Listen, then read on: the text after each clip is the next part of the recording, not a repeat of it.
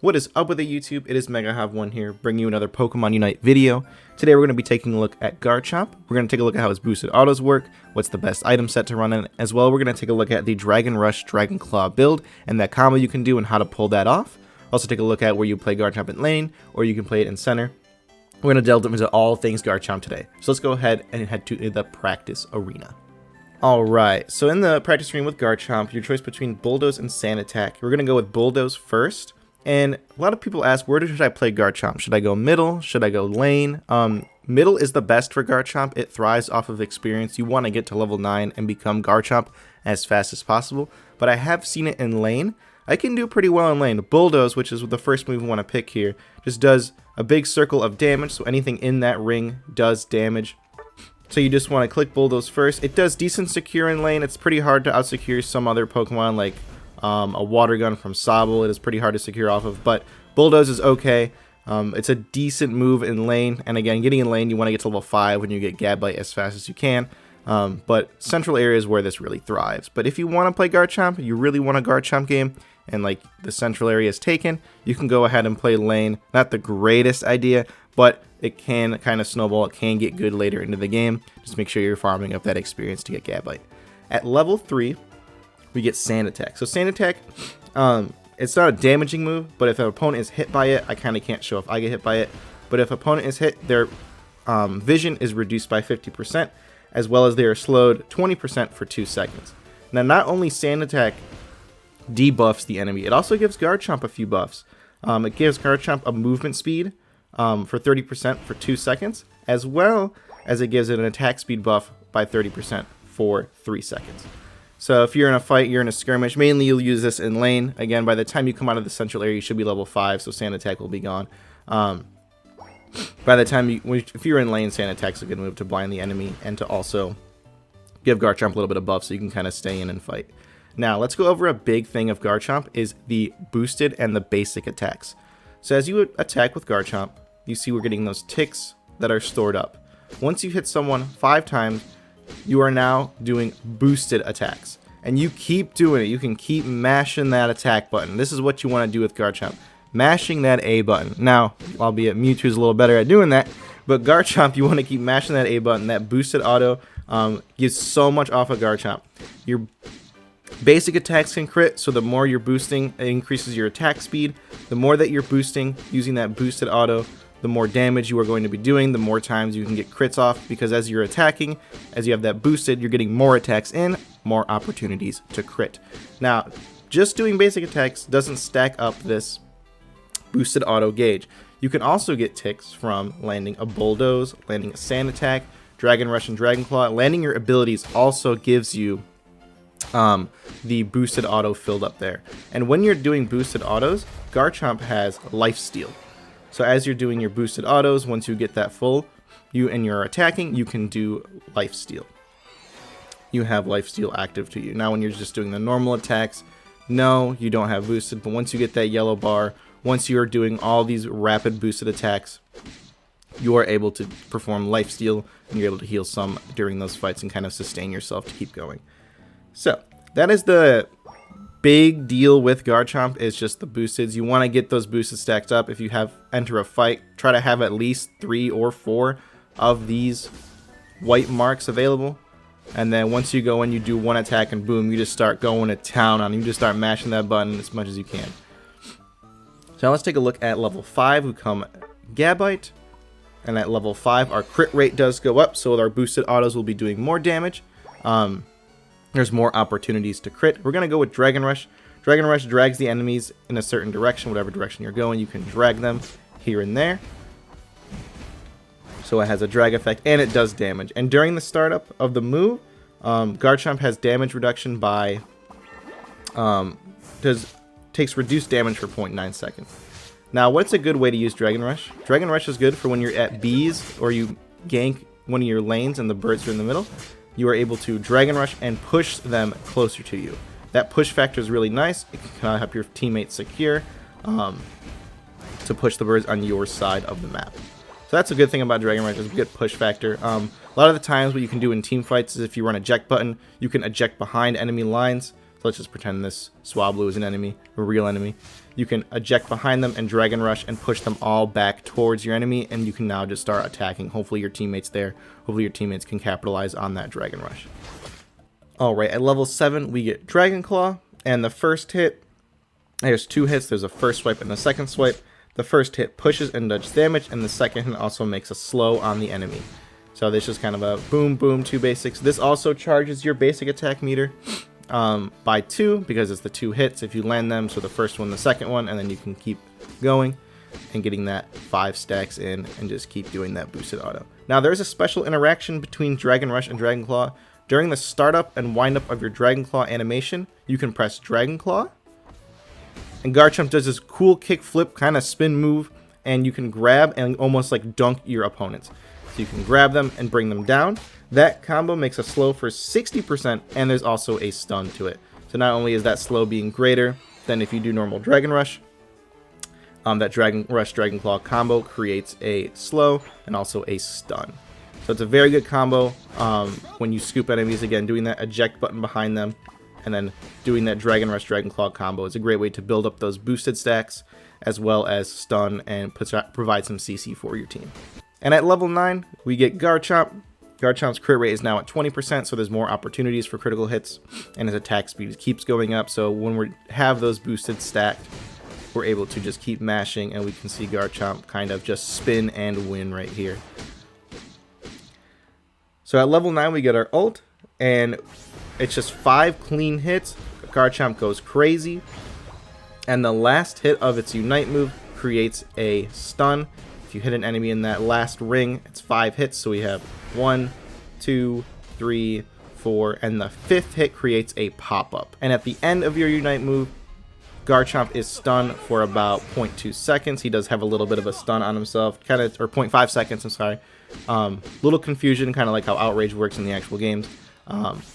There's a little bit confusion that Garchomp can't move for half a second after the pop-up is there, but the pop-up lasts longer than that stun, so you can still capitalize it, and your team can capitalize off of it as well. Garchomp also takes 30% less damage during the Unite move. Many people may not know this, but you have a little bit more bulk when you are doing that Unite move, so you can actually get it off and make it worthwhile. Level 11, we get Dragon Rush Plus. Garchomp becomes unstoppable during this move. Level 13, we get Dragon Claw Plus. It just does more damage. And when it comes to Garchomp's passive is a little weird. So it's almost like you have an innate Rocky Helmet item. But when Garchomp is hit by a melee attack, the person who does the damage to Garchomp also receives 30% of that damage back. Now, this only works against a melee opponent, so like Buzzwole, if Garchomp hits Buzzwole, or if Buzzwole hits Garchomp, he will take some damage back. But also, so if someone like Espeon or Pikachu hits, it won't do any damage back. That Rough Skin passive won't proc. But once that passive procs, it goes on cooldown for 2 seconds, and then you get that back. But yeah, those are the intricacies of Garchomp.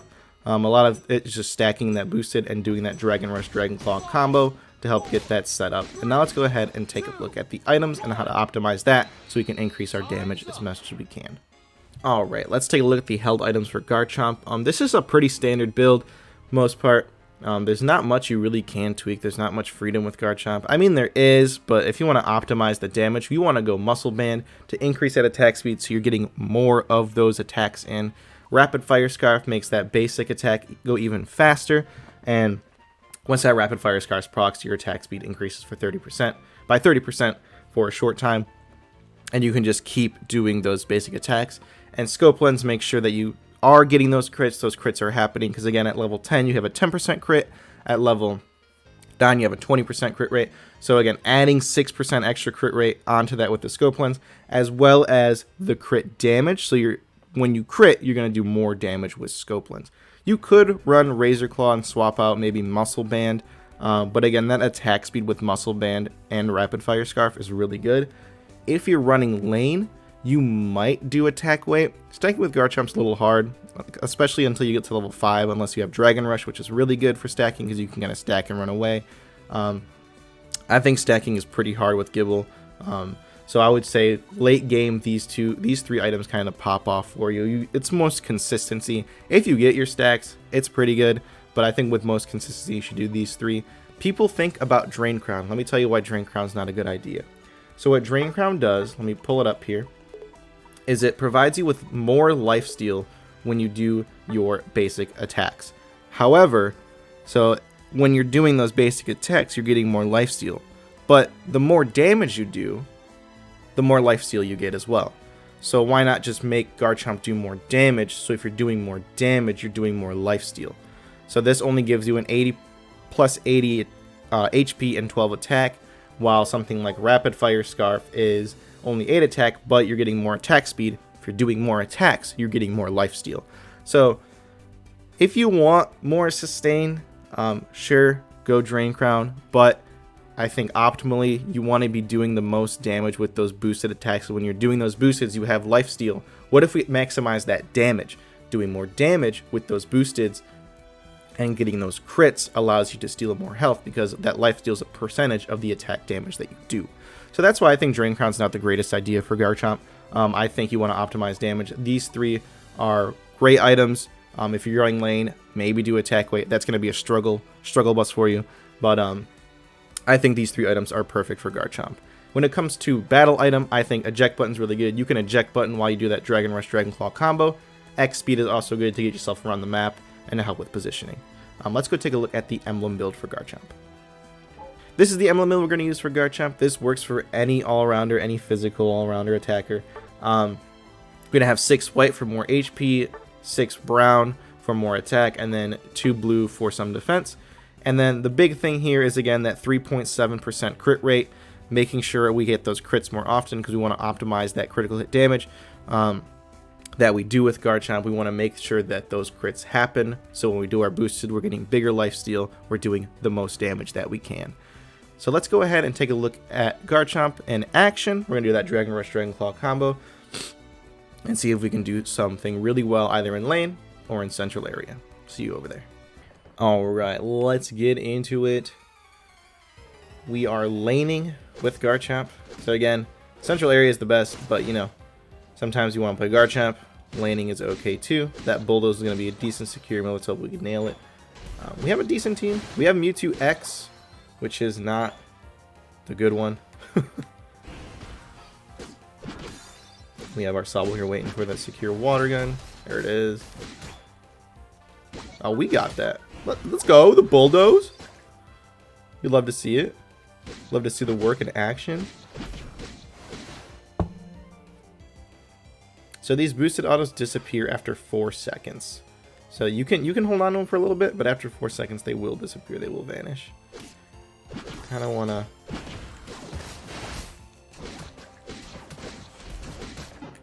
I try to eject out, but I didn't want to get messed up by that wall there. But it's okay. They have to back. That Swinub was pretty low, and our Mewtwo is coming bottom, which is nice. Give us a hand. So that Swinub had to. Oh, he didn't back. Okay. So that's good. These birds should be pretty good to secure for us. Nice. And I guess we're going to push in. Ralts is not having a good time. I don't think he's stacking. Okay. We got our 5. We got Dragon Rush. Our Lapras is bottom now. And our center is not going back. Okay. So I'm going to go middle. We are getting ganked by Mewtwo Y. And our Lapras is down bot now. I just don't want to leave all this farm up. You can check me out. That's fine. That's fine. I'm a pretty handsome dude, you know?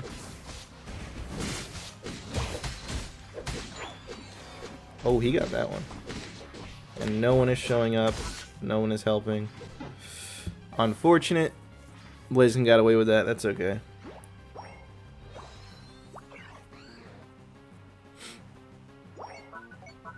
I already lost top. I guess they were 1v2ing Espeon, huh? We're just gonna farm to get our 9. We're not stacking. We don't have to worry about getting scores. Goals in.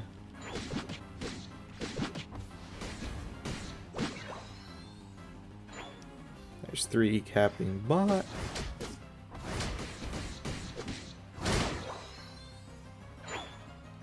I mean, yeah, our bottom goal is kind of getting rocked right now. But we can't leave this experience up. That's too much here for it to be left alone. Unclaimed. This might get me my 9. So we ended up doing central area, I guess, with Garchomp, but now we have our ult. Kind of just going to dive in. I saw Blaziken was pretty low. Doing an eject button to kind of get the spacing there. Didn't really come off on top there, though. Unfortunate. At least take down the Piloswine. They got bottom objective.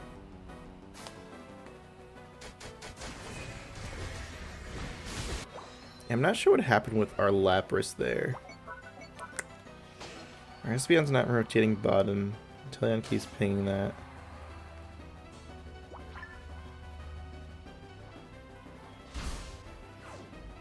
I mean, I guess we can try to do something here. Stun from the Mewtwo ult's kind of crazy. Oh, it didn't break. That was a good eject button Blaziken combo there. But if we dive here, there's that push towards our team. And have Lapras score. Okay, that was almost choked there. That would have been bad. We got a bigger overcap. That's good. Again, when you have those boosteds, you're doing life steal. So that is very important. I didn't have to go back to base, because I know that I can get my boosteds off of these guys and use it to kind of heal myself all the way back to full. There we go. We're back to full health. I didn't have to go back to base. Got all experience. That's a nice thing about Garchomp. They are going to break with a 2 overcap. That's fine. Losing bottom goal kind of stinks, but could be worse. Using that more to run away. I think we just kind of retreat. I'm just going to unite. I don't need to. Oof, that guard ult. I was unstoppable during it, but our Espeon's not rotating down, which is unfortunate. I didn't want to ult there, but just did to stay alive.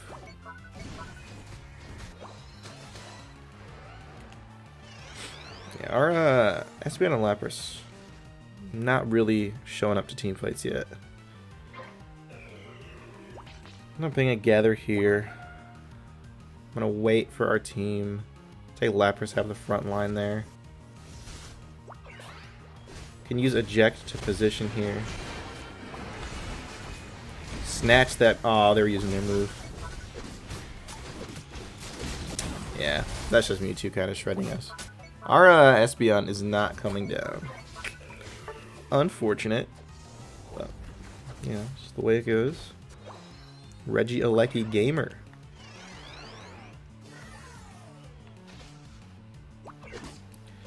We just farm now. Okay, that top objective is still up. They did not get that.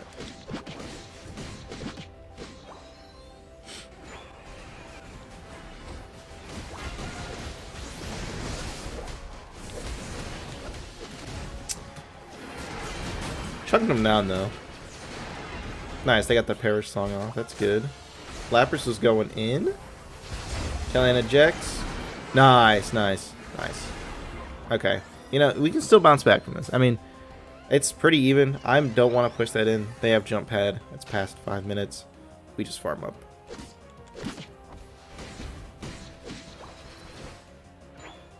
Almost got the KO on Blaziken, but they picked it up.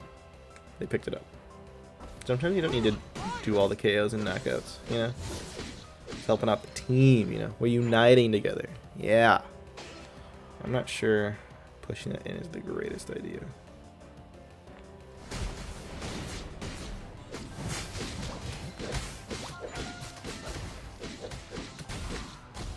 Oh my goodness! He really just took my kill? After I was just saying it's fine if you don't get the kill. That's alright. We kind of popped off there, honestly. I mean, there was, what, a 2 level difference? No, we were in the same level. Crazy. I mean, that's that sustain, right? With those boosted autos and everything.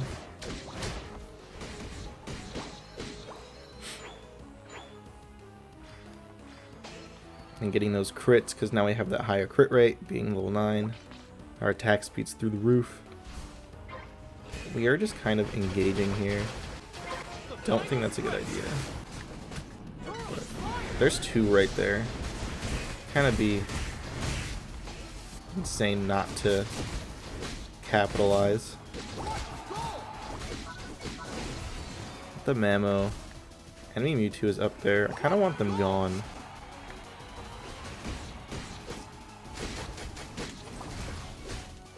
There's the crit. Oh, and we were already ripping it. Nice, nice. I saw that Gardevoir went to back cap. So, that was good on us. That means there was 1 less person there. Okay, my shield did break. I'm gone. Tailing gets the score. That's good. I think Espeon's trying to find their way in. That's good. Nice. There we go. Nice. That was a wonky game, I'll say that. But we hit some of those drag combos. That's some decent ones. I mean, Garchomp is a very, I would say, pretty easy character to play. You just kind of mash that attack button. But that Dragon Rush Dragon Claw, it's important how you do that with the positioning and pushing farm towards your team, pushing the enemy towards your team so you're able to capitalize on it. We got that a few times against Mamoswine during that. But yeah, that was a great game. Thanks everyone for watching. 61k, I mean, not the greatest. We were in lane again when you're central area, which we kind of were. We did end up going, clearing it out, and getting level 9 before 7:30, which is insane. But that's some good damage, good lifesteal, good sustain that Garchomp has. I just like this character a lot. I want to do a guide on that. One of my favorites in the game. But yeah, I hope you enjoy. If you have any questions, please put them in the comments. And if you have any corrections you want to make for me, please let me know. Greatly appreciate it. I want to make sure my information is right for the next one. But thank you guys for watching. See you guys next time.